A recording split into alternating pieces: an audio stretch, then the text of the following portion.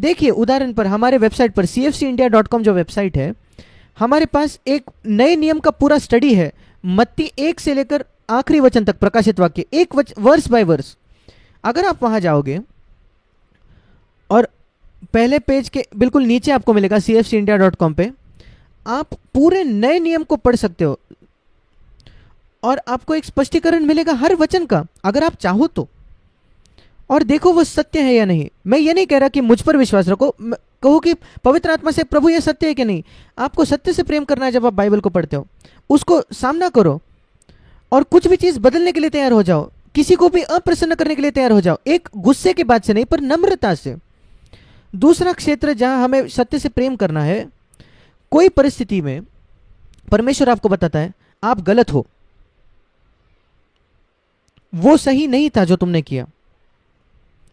किया वो गलत था, सही नहीं था।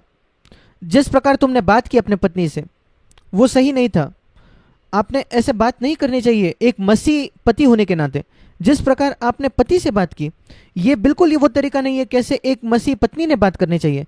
आप उसका विरोध कर सकते हो, नहीं नहीं नहीं प्रभु उसका वो योग्य है, वो लायक है ये सुनने के। हाँ, ऐसे लोग हैं जो प्रभु से वाद करते अपने मन के अंदर, वो अपने आप को धोखा के लिए खोल रहे हैं। सत्य से प्रेम रखो और कहो मुझे माफ कर दो प्रभु। अपने पत्नी के पास जाकर, अपने पति के पास जाकर कहो मेरे प्रिय मुझे माफ कर दे, जिस प्रकार मैंने बात किया कृपया मुझे क्षमा करो। आप धोखा नहीं खाओगे। जो घमंडी है वो धोखा खाते हैं। कौन सी बात आपको रोकती है जाकर माफी मांगने से? घमंड, दूसरा कुछ नहीं। कैसे मैं अपने आप को नम्र करके दूसरे के आदर में कैसे मैं अपने आप को छोटा करूं, यह बेहतर है कि आपका जीवन साथी आपके विषय में कम सोचे, इससे बेहतर, और आप धोखा नहीं खाते। इससे बेहतर कि आपका जीवन साथी आपके बारे में बहुत सोचता है पर आप धोखा खाते हो, क्या फायदा। तो सत्य से प्रेम करो और पाप से उद्धार पाने की कोशिश रखो।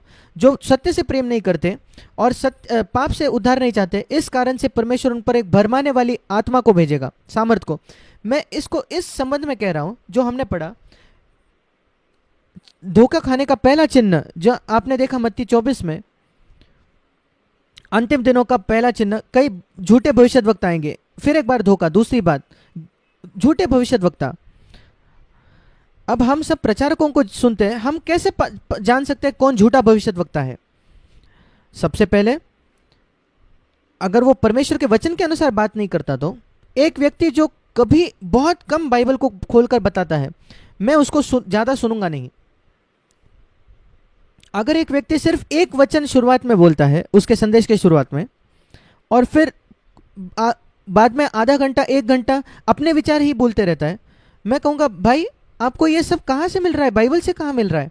मैं हमेशा चाहता हूँ कि मेरा जो कुछ प्रचार है वो बाइबल से बाहर आए।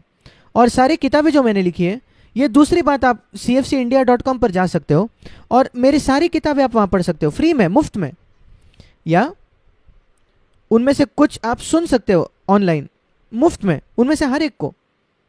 और ये जो 30 किताबें मैंने लिखी है, अगर आप उसमें से किसी को भी खोलो तो हर एक पन्ने पर, कोई भी पन्ना खोलो, आपको बाइबल के कुछ वचन मिल जाएंगे, एक वचन मिलेगा। उस प्रकार मैंने अपनी किताबें लिखी है, बाइबल पर आधारित। मैं कुछ कहता हूं और मैं कहता हूं देखिए ये वचन में, मैं कुछ कहता हूं और देखता हूं ये वचन में देखिए। मेरे सारी किताबें हर पन्ने पर बाइबल से कोई वचन होगा, क्योंकि मैं कहता हूं मेरे शब्द कोई जरूरी नहीं है। आपको बिल्कुल मेरे वचनों से कन्विंस नहीं होना है। मैं शायद बहुत बुद्धिमान हूं, मैं वाद करके कुछ सबूत साबित कर पाऊं नियम के कोर्ट में, पर आपका विश्वास मनुष्यों के शब्दों पर नहीं होना चाहिए। इसलिए मैं बाइबल को दिखाता हूं, बाइबल के वचन पर, परमेश्वर के वचन पर विश्वास आता है सुनने से। परमेश्वर उसके अपने वचन से बात करता है, रोमियो 10:17। और इसलिए यह बहुत जरूरी है कि हम बाइबल को जाने। कैसे हम जान सकते हैं कौन झूठा भविष्यद्वक्ता है? हम जानते हैं कि ऐसे प्रचारक है जो प्रचार करते हैं, प्रचारक जो लिखते हैं किताबें, और कुछ लोग हैं जो कहते हैं कि वो भविष्यद्वक्ता है, वो भविष्य बता रहे हैं। ठीक है, मैं यही शुरू करना चाहता हूं। आज कई लोग हैं, विशेषकर कुछ डिनोमिनेशन में, जो कहते हैं कि वो भविष्य बता सकते हैं। मैं ये बताता हूं किसका अभी इलेक्शन में कौन जीतने वाला है। पॉलिटिकल का जो इलेक्शन होता है, मैं कहता हूं ये होने वाला है भविष्य में। अच्छा, बहुत आसान है पाना कि वो भविष्यद्वक्ता है क्या नहीं।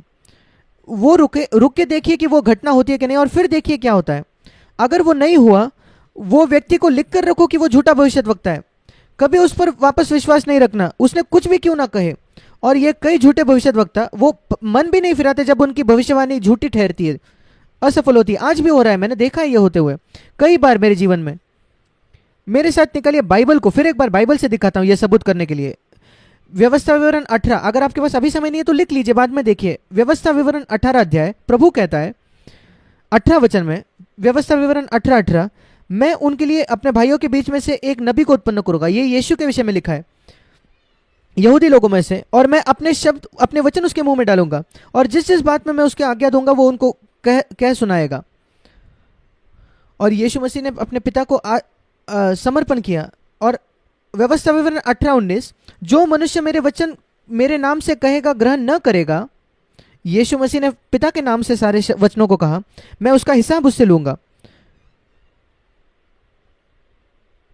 आपको याद है उस जब यीशु मसीह का रूपांतरण हो रहा था उस पहाड़ पर, पतरस, यूहन्ना, याकूब था, मत्ती 17 में हम पढ़ते हैं।